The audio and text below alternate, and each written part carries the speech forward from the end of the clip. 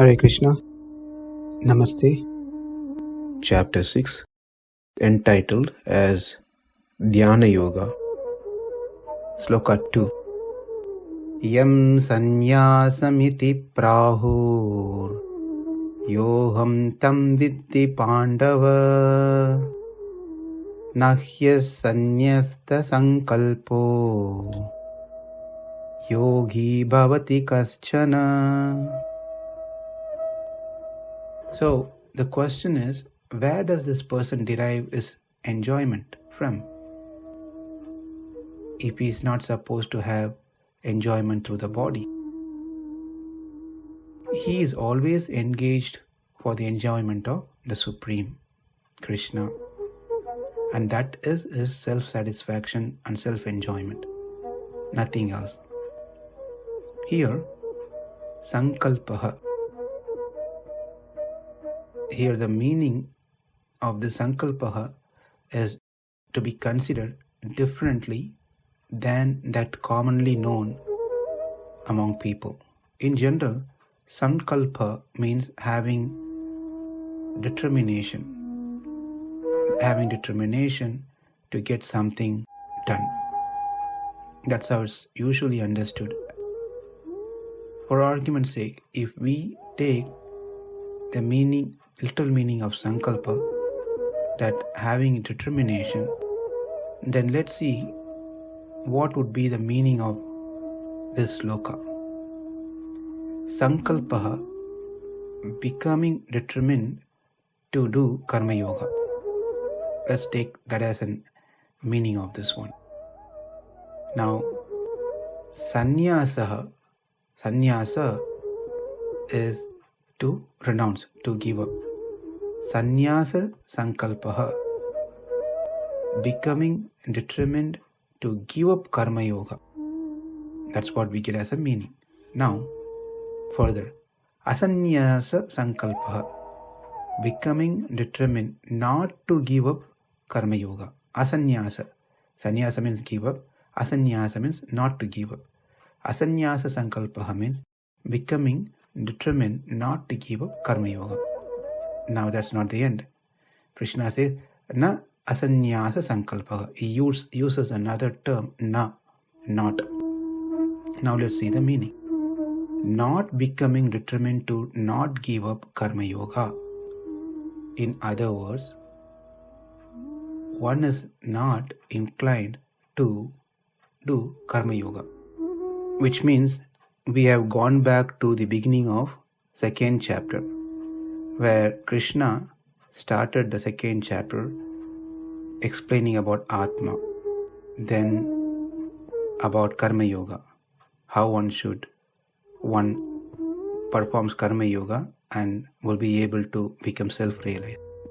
Therefore, sankalpa cannot be that which is commonly understood by people. It has to have a different meaning in this context. Otherwise, we'll be repeating Bhagavad Gita again from second chapter. So, this is clearly explained by many acharyas who have given commentaries on this sloka. Another point to be noted in the same context, that is, sankalpa cannot be also taken as karma phala, meaning one should give up the fruits of one's action. That is not the meaning of sankalpa either in this context, because that is also explained clearly in the third chapter. So these topics are already covered. That which is already covered, Krishna is not going to say that again as we are progressing deeper into Bhagavad Gita. Now let's see the actual meaning of sankalpa as per the acharyas. Sankalpa is the desire for enjoyment. Let's analyze what is the cause of one's desire for self-enjoyment. I want to eat nice food. I want to wear nice dress. I want to see nice things. I want to hear nice sounds, musics. I want to touch soft things. These thoughts come because we still think we are the senses, we are this body. when we know, and that understanding of having Atma and body to be same is called Saṅkalpa here. Kalpa means to think. Sam means same. That is thinking them to be same. Which one to be same? Thinking the body and Atma to be same is called Saṅkalpa in this very context. With that said, let's see the meaning of the Sloka. Saṅkalpa, which we saw, means considering body and Atma to be same. Sannyasta means one who has given up. Sannyāsya-saṅkalpo means one who has given up the idea of body and Atma to be same. That is, one who has given up the attachment towards the Dehatma, self and body. Now further, asannyasta-saṅkalpo, one who has not given up the idea of body and Atma to be same. In other words, one who thinks body and Atma to be same. One who has not given up the attachment toward Deha Atma. That is asannyasta-saṅkalpo. Now further, na asannyasta-saṅkalpo, not one who has not given up the idea of body and Atma to be same. Nahi asannyasta-saṅkalpo yogi bhavati kaścana. Now putting everything together, one who has not given up the idea that Dehatma are same, that is, Achit and Chit are one and the same, can never become any kind of yogi. And he is not a karma yogi for sure. One who has given up the idea that he, the Dehatma, the body and soul, are same, that is, Achit and Chit are different, the matter and spirit are not same, can become yogi.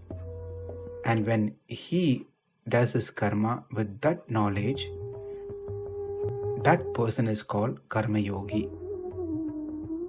That's the deeper meaning of these two lines of this sloka, in fact. This is also mentioned in 4.17, 4th chapter, 17th sloka.